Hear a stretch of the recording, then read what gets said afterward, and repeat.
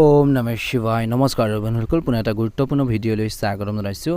বৃষ ৰাশি জাতক-জাতিকাসকলৰ 2026 চনৰ জুন, জুলাই, আগষ্ট এই 3 মাহৰ ৰাশিফল অনুসৰি কেনেধৰণে পাৰ হ'ব, কোনখিনি ক্ষেত্ৰত সাৱধান হ'ব, বিশেষকৈ কেইটামান ভাল খবৰ আপোনালোকে এইকেইটা মাহত লাভ কৰিবলৈ সক্ষম হ'ব। কিছু সতৰ্কতা অৱলম্বন কৰিব। এই ৰাশিফল ভিডিঅ'টো হৈছে সম্পূৰ্ণ চন্দ্ৰমা গতি আধাৰিত ৰাশিফল। যদিহে আপোনালোকে নতুনকৈ চাইছে আমাৰ চেনেলটো সাবস্ক্ৰাইব কৰি দিব। আহকচোন গুৰুত্বপূৰ্ণ ভিডিঅ'টো আগবাঢ়িছোঁ। 2026 চনৰ জুন, জুলাই, আগষ্ট মাহৰ ৰাশিফল অনুসৰি বৃষ ৰাশি লোকসকলৰ বাবে এই মাহটো আপোনালোকৰ বাবে শুভ দেখা পোৱা গৈছে।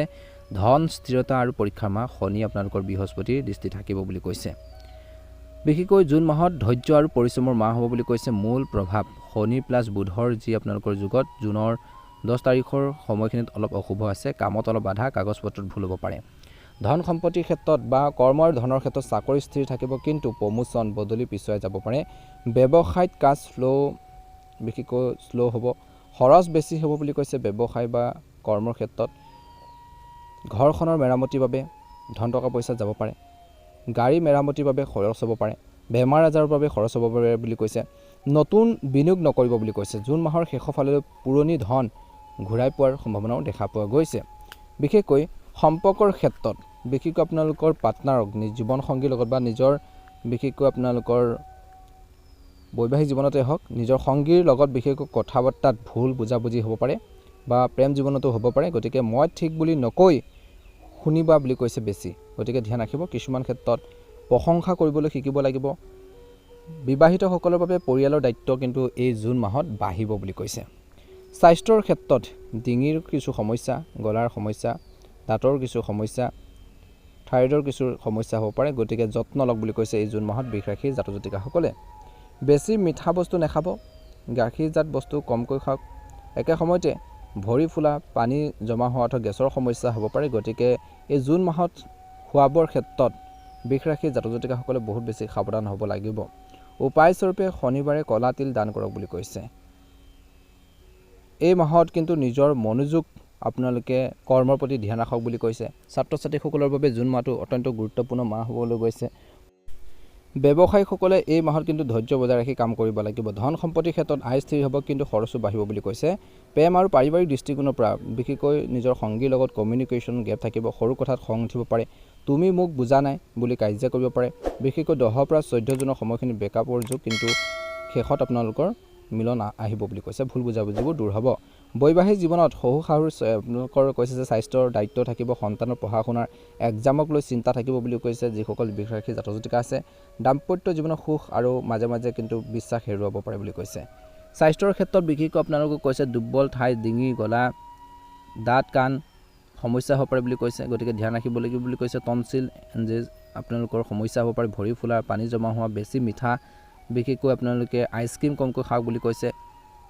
এই সময়খিনিত আপোনালোকে খোৱা বোৱাৰ ক্ষেত্ৰত বহুত বেছি জুন মাহত ধ্যান ৰাখিব লাগিব। জুন মাহৰ উপায় হৈছে শনিবাৰে কৈছে ক'লা কাপোৰ, ক'লা তেল আপোনালোকে সৰিয়হৰ তেল দান কৰিব পাৰে, ভাল হ'ব বুলি কৈছে। জুলাই মাহৰ ৰাশিফল অনুসৰি এই মাহটো কিদৰে পাৰ হ'ব? শনিৰ কৃপা আৰু সুখৰ মাহ বুলি কৈছে জুলাই মাহটো বৃষ ৰাশি লোকসকলৰ বাবে। বৃহস্পতিৰ দৃষ্টিৰ বিশেষকৈ ধন ভাৱত শুক্ৰৰ বলি। জুলাইত বিশেষকৈ আপোনালোকৰ স্বাভাৱিক আপোনালোকৰ হৈছে শুভ দেখা পোৱা গৈছে। কৰ্ম আৰু ব্যৱসায়ৰ ক্ষেত্ৰত চাকৰি লোকৰ বাবে বিশেষকৈ জুলাই মাহটো শুভ। সহকৰ্মীয়ে সকলোৱে সহায় কৰিব। নতুন প্ৰজেক্ট, বিদেশ যাত্ৰাৰ ট্ৰেইনিঙৰ যুগ। চৰকাৰী চাকৰিয়ালসকলৰ বাবে ট্ৰেন্সফাৰ প্ৰমোচনৰ খবৰ আহিব পাৰে বুলি কৈছে। ব্যৱসায়ীসকলৰ বাবে চেলছ বাঢ়িব বুলি কৈছে। বিক্ৰী বাঢ়িব। গোন্ধ খাদ্য বিশেষকৈ ব্যৱসায়ীসকলৰ বাবে বাম্পাৰ মাহ বুলি কৈছে, শুভ মাহ বুলি কৈছে। জুলাই মাহৰ শেষত নতুন ব্ৰাঞ্চ, নতুন গ্ৰাহকক পাব। বেংকৰ লোন সহজে পাব পাৰে এপ্লাই কৰিলে। শিক্ষাৰ্থীসকলৰ বাবে উচ্চ শিক্ষা, বিদেশত পঢ়াৰ যুগ। শিক্ষাৰ্থীসকলে শিক্ষকৰ পৰা আশীৰ্বাদ পাব, ছাপোৰ্ট পাব। 25 জুলাইৰ পাছত ৰিজাল্ট কিছু লোকৰ ভাল হ'ব পাৰে বুলি কৈছে। ধন আৰু সম্পত্তিৰ ক্ষেত্ৰত আয় বাঢ়িব, খৰচ আপোনালোকৰ কমিব, প্লাছ সঞ্চয় হ'ব বুলি কৈছে। FD RD সোণ কিনাৰ বাবে জুলাই মাহটো শুভ বুলি কৈছে। মাটি বাৰী কিনাৰ বাবেও আপোনালোকৰ বৃষ ৰাশিৰ জাতক-জাতিকাসকলৰ বাবে এই জুলাই মাহটো অতি শুভ যুগ, শুভ সময়। পুৰণি বন্ধুকে বিশেষকৈ আপোনালোকৰ যদি টকা পইচা লৈছিল ধনখিনি ঘূৰাই দিব পাৰে, কিন্তু জুলাই মাহৰ শেষত বন্ধুৰ বাবে তৎক্ষণাত ধাৰ নিদিব। ঘূৰি আহিব পাৰে যদি আগতে দিছিল, কিন্তু ধাৰ তৎক্ষণাত নিদিব। প্ৰেম আৰু পৰিয়ালৰ ক্ষেত্ৰত বিশেষকৈ শুক্ৰ বলি হোৱাত প্ৰেমত ৰোমাঞ্চ বাঢ়িব। লগৰী মুভি, ডিনাৰ উপহাৰ দিয়াৰ, প্ৰপ'জেল দিয়াৰ বাবে 12 পৰা 20 জুলাই সময়খিনি শুভ। বৈবাহিক জীৱনত ঘৰখনত মাংগলিক কাম, বিবাহ, গৃহপ্ৰৱেশ, অন্নপ্ৰসন, স্বামী স্ত্ৰীৰ বুজাবুজি বাঢ়িব, মাতৃৰ স্বাস্থ্য ভাল হ'ব বুলি কৈছে। স্বাস্থ্যৰ ক্ষেত্ৰত জুনতকৈ আপোনালোকৰ বহুত বেছি আপোনালোকৰ জুলাই মাহটো ভাল বুলি কৈছে, কিন্তু বৰষুণৰ বাবে বা কিছু ৱেডাৰৰ বাবে, বতৰৰ বাবে চৰ্দি কাহ, ভাইৰেল ফিভাৰ হ'ব পাৰে বুলি কৈছে। ওজন বঢ়াৰ যোগ কিছু লোকৰ। বৃষ ৰাশিৰ জাতক জাতিকাসকলে খোৱা বোৱাৰ ভাল পোৱাৰ সময় বুলি কৈছে এই মাহটো। বিশেষকৈ ৱাকিং, যোগাসন কৰক। মহিলাসকলে হৰমনৰ কিছু সমস্যাৰ সন্মুখীন হ'বলগীয়া হ'ব পাৰে। জুলাই মাহৰ শুভ উপায় হৈছে শুক্ৰবাৰে মা লক্ষ্মী গোলাপী ফুল ক্ষীৰ আপোনালোকে আগবঢ়াওক বুলি কৈছে। গোলাপী কাপোৰ পিন্ধক বুলি কৈছে, পাৰিলে ভাল হ'ব। আৰু দুখীয়া মানুহক বিশেষকৈ মিঠাই আৰু আপোনালোকে বস্ত্ৰ দান কৰক। অনুকূল ফলাফল নিশ্চয়কৈ দেখিবলৈ সক্ষম হ'ব। গতিকে এই প্ৰতিকাৰটো যদি বৃষ ৰাশিৰ জাতক জাতিকাসকলে জুলাই মাহত পালন কৰে নিশ্চয়কৈ ভাল হ'ব। ব্যৱসায়ত ধৈৰ্য সংযম বজাই ৰাখক। ব্যৱসায়ত যিকোনো সিদ্ধান্ত বিশেষকৈ আপোনালোকে ল'ব নালাগে, তৎক্ষণাত ল'ব নালাগে। জনা শুনা মানুহৰ পৰামৰ্শ লওক। যদি আপোনালোকৰ কনফিউজন থাকে, ডাউট থাকে, যদি ব্যৱসায় ক্ষেত্ৰত কিবা এটা সিদ্ধান্ত ল'ব বিচাৰোঁতে, তেন্তে পৰামৰ্শখিনি ল'লে ভাল হ'ব বুলি কৈছে। এতিয়া আহিছোঁ আগষ্ট মাহটো কিদৰে পাৰ হ'ব। আগষ্ট মাহটো কিন্তু বৃষ ৰাশিৰ লোকসকলৰ বাবে সাহস আৰু সাৱধানতাৰ মাহ বুলি কৈছে। গ্ৰহৰ যি স্থিতি সূৰ্য প্লাছ মংগল সিংহ ৰাশিত, বিশেষকৈ এই সময়খিনিত আপোনালোকৰ কৰ্ম আৰু ব্যৱসায় ক্ষেত্ৰত চাকৰিয়াল লোকৰ বাবে কামত প্ৰতিযোগিতা থাকিব, কম্পিটিশ্যন থাকিব, পলিটিক্স বেছি হ'ব। কৰ্মৰ ক্ষেত্ৰত ঘনিষ্ঠৰ লগত তৰ্ক কৰিলে বিপদ হ'ব পাৰে। আত্মীয়ৰ লগত তৰ্ক পেচাল বেছিকৈ নকৰিব। চৰকাৰী কাম, টেক্স, লিগেল কামত ভুল নকৰিব। বিশেষকৈ আগষ্টৰ 15 পৰা 25 তাৰিখৰ এই সময়খিনি ট্ৰেন্সফাৰ খবৰ আহিলেও খং নকৰিব। ব্যৱসায়ীসকলৰ বাবে বিক্ৰী ভাল হ'ব, কিন্তু ষ্টক এমপ্লয়ৰ কিছু সমস্যা থাকিব পাৰে বুলি কৈছে, আহিব পাৰে। বিশেষকৈ কিছু লোকৰ এই মাহত নতুন ডিল 15 আগষ্টৰ পাছত কৰক বুলি কৈছে। ধন আৰু সম্পত্তিৰ ক্ষেত্ৰত আয় বাঢ়িব, কিন্তু আপোনালোকৰ বাবে এই মাহত হঠাৎ খৰচ, ঘৰখনত পানী সোমোৱা বা ঘৰখনত বিশেষকৈ আগষ্ট মাহটো আপোনালোকৰ চাকৰি কৰা লোকসকলৰ বাবে কামত বেছি চাপ থাকিব। জ্যেষ্ঠ লোকৰ লগত তৰ্ক বিতৰ্ক নকৰিব। কাগজ পত্ৰ পঢ়িহে আপোনালোকে আগবাঢ়ক বুলি কৈছে। 15 পৰা 25 আগষ্টলৈকে সিদ্ধান্তবোৰ তৎক্ষণাত ল'ব নালাগে। ব্যৱসায়ীসকল বিক্ৰী ভাল হ'ব, কিন্তু বিশেষকৈ এই মাহত ধন সম্পত্তিৰ ক্ষেত্ৰত টকা পইচা আহিব, কিন্তু খৰচতো তেনেকৈ হ'ব। ঘৰখনৰ বিশেষকৈ সজ্জাৰ বাবে, ঘৰখনৰ মানুহৰ ঔষধ পাতিৰ বাবে, ঔষধৰ বাবে খৰচ হ'ব পাৰে বুলি কৈছে। ধাৰ লোৱাৰ দিয়াৰ নকৰিব। কাৰোবাক ধন ধাৰে দিলেও ঘূৰাই নাপাব পাৰে। আগষ্ট মাহৰ শেষৰ ফালে চৰকাৰী সাহায্য পোৱাৰ সম্ভাৱনা আছে বা যোগ আছে বুলি কৈছে। এই মাহত বিশেষকৈ সোণৰূপ কিনাৰ বাবে মাহৰ শেষৰ সপ্তাহটো ভাল। প্ৰেম আৰু পৰিয়ালৰ দৃষ্টিকোণৰ পৰা বিশেষকৈ প্ৰেমৰ ক্ষেত্ৰত খং আৰু সন্দেহে সম্পৰ্ক নষ্ট কৰিব পাৰে। গতিকে আগষ্ট মাহত সন্দেহ ভাৱবোৰ পৰিহাৰ কৰিব লাগিব বৃষ ৰাশিৰ জাতক জাতিকাসকলে।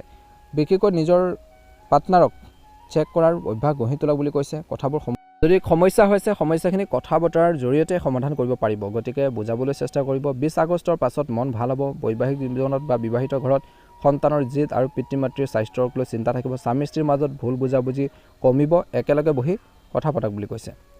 স্বাস্থ্যৰ ক্ষেত্ৰত বৃষ ৰাশিৰ লোকসকলৰ বাবে আগষ্ট মাহটো স্বাস্থ্যৰ ফালৰ পৰা বৰ কঠিন। মূৰৰ বিষ, ব্লাড প্ৰেছাৰ বেছি হোৱা, জ্বৰ চৰ্দি হ'ব পাৰে, মনত ৰাখিব। গতিকে অলপ ধ্যান ৰাখক। গাড়ী চলাওঁতে লাহে লাহে চলাওক বুলি কৈছে। বাইক আদি চলাওঁতে বহুত বেছি সাৱধান হওক। এক্সিডেণ্টৰ যোগ আছে। গৰম বস্তু বিশেষকৈ আপোনালোকে খাবলৈ অভ্যাস গঢ়ি তোলক। প্ৰচুৰ পৰিমাণে পানী খাওক। বেছি আপোনালোকে ঠাণ্ডা বস্তু নাখাব। ৰাতি সোনকালে খোৱাৰ অভ্যাস গঢ়ি তোলক বুলি কৈছে। শুভ আৰু অশুভ। শুভ দিনকেইটা হৈছে 1 পৰা 1 আগষ্ট আৰু 26 পৰা 31 আগষ্ট। এইকেইদিন আপোনালোকে নতুন কাম আৰম্ভ কৰিলে অনুকূল ফলাফল পোৱাৰ সম্ভাৱনা যথেষ্ট পৰিমাণে বৃদ্ধি পাইছে। বিশেষকৈ মনত ৰাখিব অশুভ দিনকেইটা হৈছে 15 পৰা 25 আগষ্ট। এই সময়খিনিত অশুভ কাম বা বিশেষকৈ শুভ কামবোৰ কৰোঁতে সাৱধান হওক। এই দিনকেইটা যাত্ৰা, চহী, ডাঙৰ কিনা বেচা আপোনালোকে তৎক্ষণাত নকৰিব। শুভ আপোনালোকৰ বাবে ৰং হ'ব ৰঙা, সোণালী, বগা আৰু শুভ সংখ্যা হ'ব 6 আৰু 9। শুভ দিশ হ'ব পূব দিশটো। আগষ্টৰ বাবে কিছু উপায়ো দিছে আপোনালোকৰ বাবে বৃষ ৰাশিৰ লোকসকলৰ বাবে। প্ৰতি দেওবাৰে সূৰ্য উঠাৰ লগে লগে তামৰ লোহাত জল দিয়াৰ অভ্যাস গঢ়ি তোলক বুলি কৈছে। মংগলবাৰে হনুমান মন্দিৰত বুন্দি বা লাড়ু দান কৰক। খং উঠিলে 1 পৰা 10লৈকে গণি লওক বুলি কৈছে, তাৰপিছত কথা কওক। বিশেষকৈ পিতৃ মাতৃক সেৱা কৰক, আশীৰ্বাদ লওক বুলি কৈছে।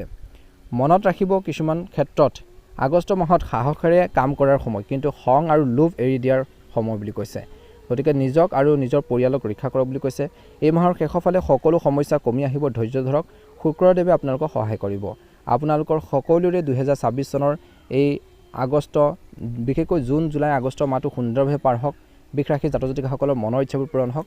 যদিহে আপোনালোকে নতুনকৈ চাইছে, আমাৰ চেনেলটো ছাবস্ক্ৰাইব কৰি দিব, লাইক এটা কৰি দিব, ভিডিঅ'টো শ্বেয়াৰ কৰি দিব, কমেণ্ট বক্সত জয় মা লক্ষ্মী, ওম নমঃ শিৱায় লিখি দিব। ধন্যবাদ। আপোনালোকৰ সুস্বাস্থ্য কামনা কৰিছোঁ। ওম নমঃ শিৱায়, ওম নমঃ শিৱায়।